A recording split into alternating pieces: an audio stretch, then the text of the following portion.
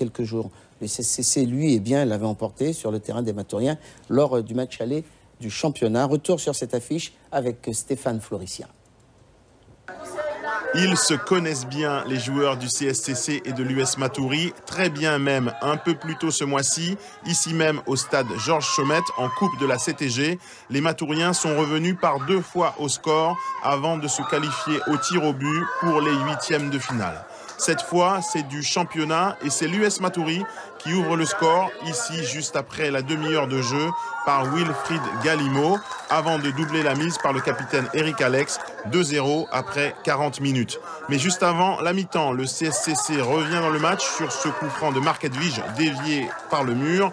2-1 Matoury, c'est le score à la pause, pas de chrono, hélas. Les batteries du panneau d'affichage font partie du butin des récents agresseurs du gardien du stade.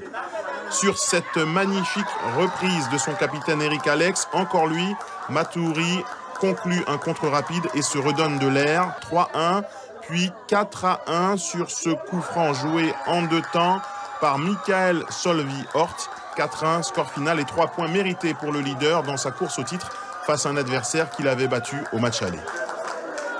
Maintenant, on concrétise les occasions que nous avons. Mais à chaque match, on a pas mal d'occasions et c'est nous-mêmes qui nous mettons en difficulté en ratant les occasions. Mais maintenant, la réussite est là, c'est tout à fait normal parce que nous jouons assez bien.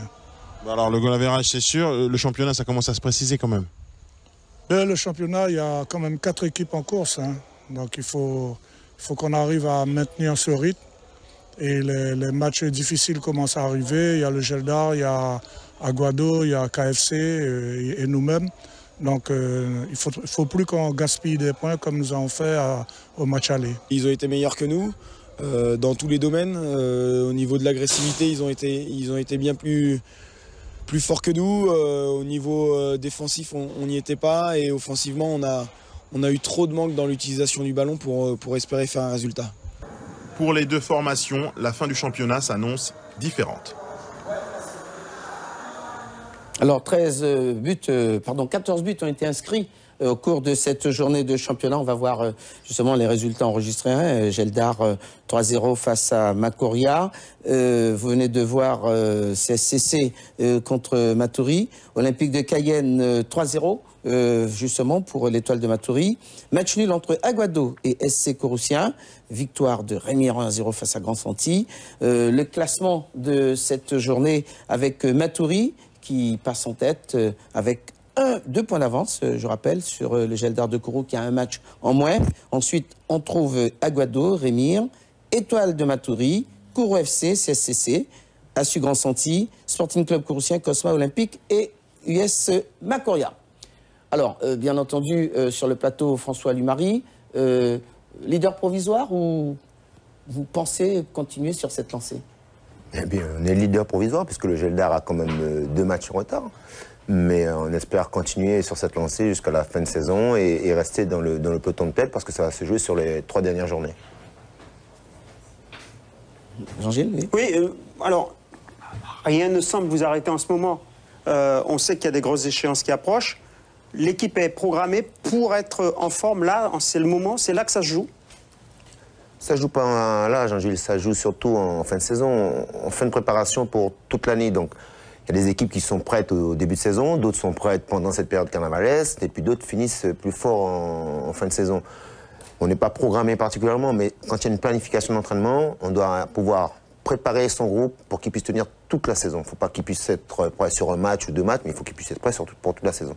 Est-ce que dans votre formation, la différence avec les joueurs de la sélection de Guyane que vous en avez au moins 4, est-ce que ça fait une différence quand vous jouez par rapport au CSCC ou aux autres équipes? Écoutez, il y a 2 joueurs qui auraient pu être sélectionnés aussi dans cette équipe. Wilfried Galimo quand même a été sélectionné avec l'équipe du Suriname. Il a joué il y a 2 ans la phase finale. Beau Soleil aussi. Et on a 3 jeunes derrière maintenant qui pointent le nez.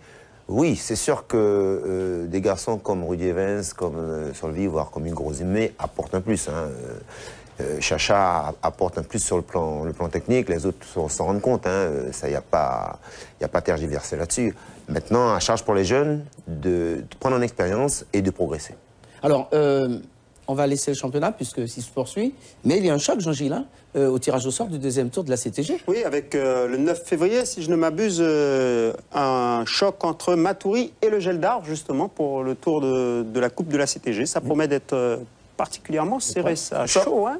C'est un choc, ça, oui. Premier, deuxième du championnat. C'est un choc, mais bon, à ce stade de la compétition, c'est pas une finale au quart de finale. Il vaut mieux être éliminé très tôt qu'être éliminé en demi-finale ou en finale.